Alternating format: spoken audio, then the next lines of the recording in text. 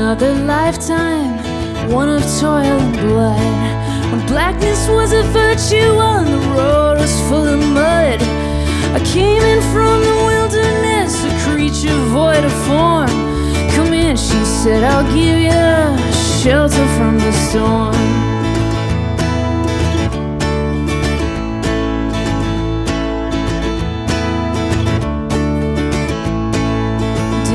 Pass this way again, you can rest assured I'll always do my best for her, on that I give my word.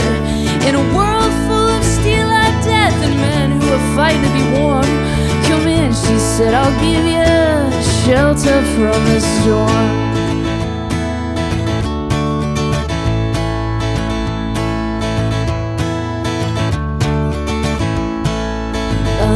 Was spoke between us, there was little risk involved.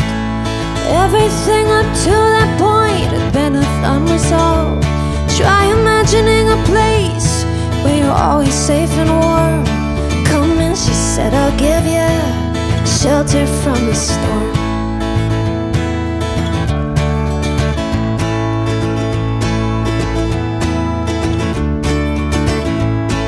I was burned out from exhaustion, buried in the hail, poison in the bushes and blown out on the trail, hunted like a crocodile, ravaged in the corn. Come in, she said, I'll give you shelter from the storm.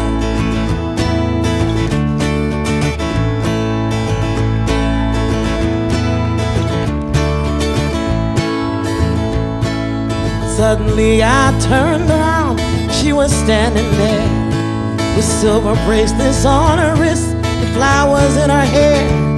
She walked up to me gracefully and took my crown of thorns. Come in, she said, I'll give to you shelter from the storm.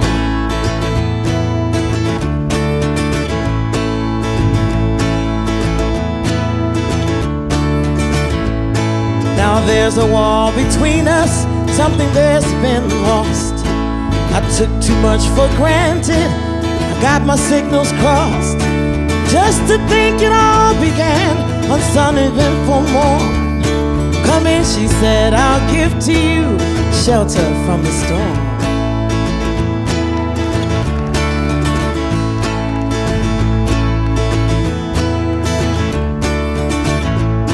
Where the deputy walks hard nails and the preacher rides him out, but nothing really matters much, it's June Malone that counts.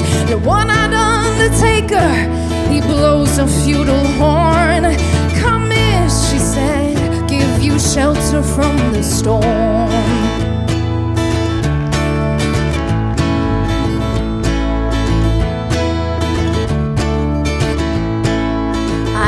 Newborn babies wailing like a mourning dove. An old man with broken teeth, stranded without love. Do I understand your question, man? Is it hopeless and forlorn? Come in, she said, I'll give you shelter from the storm.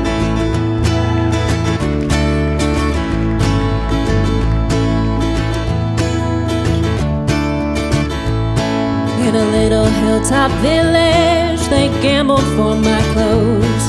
I bargained for salvation, she gave me a lethal dose. I offered up my innocence and I got repaid with scorn. Come in, she said, I'll give you shelter from the storm.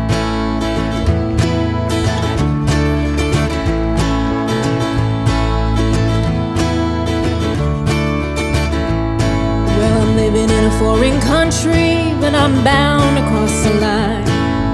Beauty walks a razor's edge, someday I'll make it mine. If I could only turn back the clock to when God and her were born. Come in, she said, I'll give you shelter from the storm. Come in, she said, I'll give you shelter from the storm. She said, I'll give you shelter from the storm.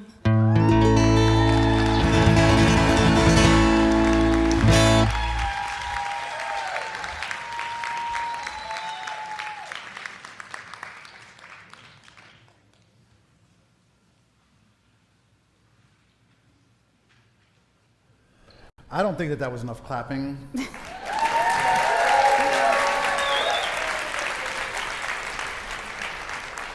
I mentioned earlier that Temple Israel has moved into the J, unfortunately, because of what happened 2 weeks ago.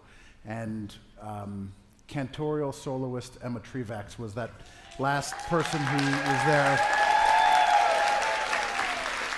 And talk about a consummate professional. I called her last week and I said, hey, what do you think? And she's like, yeah, no problem, I got you. She makes it look easy. It's wonderful. Thank you so much, Emma.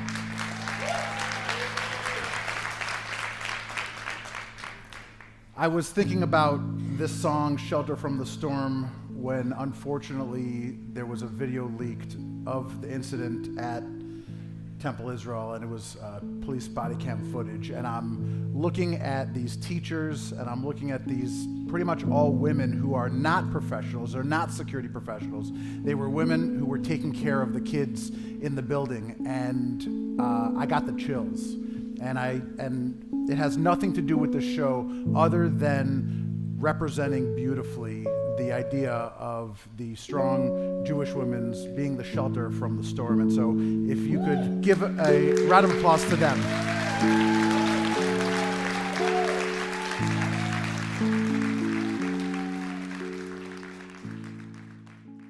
Talked a little bit about the three categories that we have in Storied. The first one being Jewish singers, the second one being, or Jewish musicians, the second one being Jewish collaborators or contributors, and the third category is Jewish content.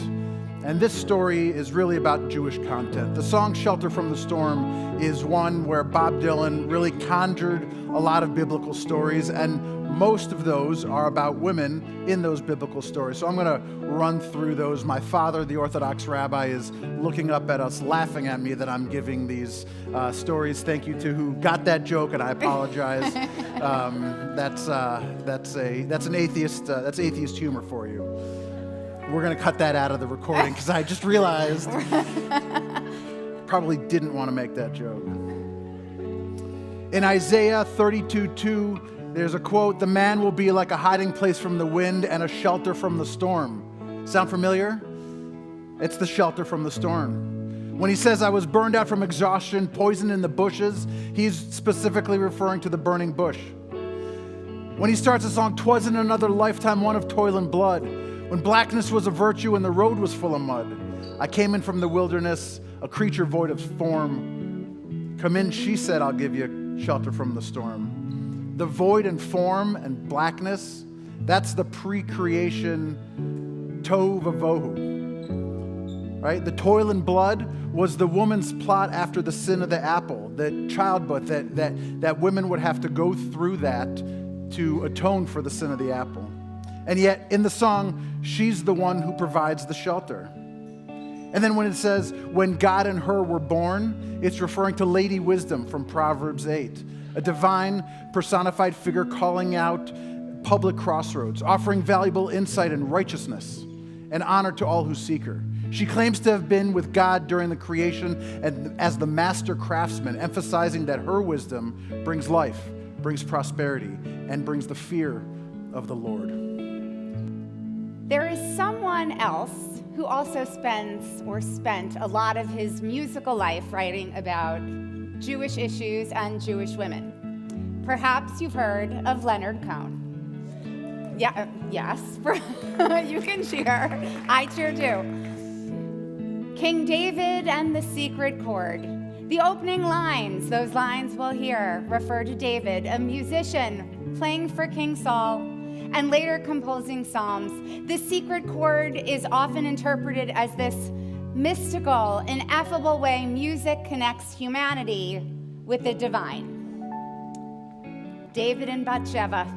The line, "You saw her bathing on the roof, her beauty and the moonlight overthrew you." Well, it directly references 2 Samuel 11, where David sees Bathsheba, has a relationship with her and orchestrates something with the husband so he can marry her, but we can save that for another time. And those are the pleasant biblical stories. The pleasant ones, yes. And then, to be honest, my favorite, the one I think is, with my field, the sexiest. Samson and Delilah. The line, she tied you to a kitchen chair, she broke your throne and cut your hair, references the story of Samson in Judges 16, where Delilah betrays Samson by cutting his hair, causing him to lose his divine strength. But there is something about that line that just feels magical and mystical. We can go back to play another game of storied Jewish geography. So Chaim Tolwin is sitting here with his wife, and Chaim was the drummer in the Grateful Dead and in the reggae show that we did here. And I bring that up because during the Dead show, we played the Grateful Dead song Samson and Delilah, which is referencing the same story. And it's actually interesting to look through. If you Google Samson and Delilah songs, there's dozens of songs that were inspired by this and many other biblical stories. But the interesting part is that the stories, for the most part, reference Delilah. Samson is the addition in the story. These are really stories about Delilah, and I find that pretty amazing. Growing up in my house, my father and my mother always listened to a musician by the name of Eti Ankri. She is an Israeli musician who started off playing secular music and then became religious and focused on making religious beautiful poetry music. And she made an album right there. You should look this up. It's an album of the poetry of Yehuda Halevi, who was a poet born in 1075 and died, 80 years later. He's considered to be one of the greatest Hebrew poets. He lived in both Muslim and Christian Spain before rejecting the culture of Jewish Arab hybridization and leaving for Israel in 1140. His most famous work, you may have heard of it, is the philosophical text called the Kuzari. Clap for Yehuda Halevi.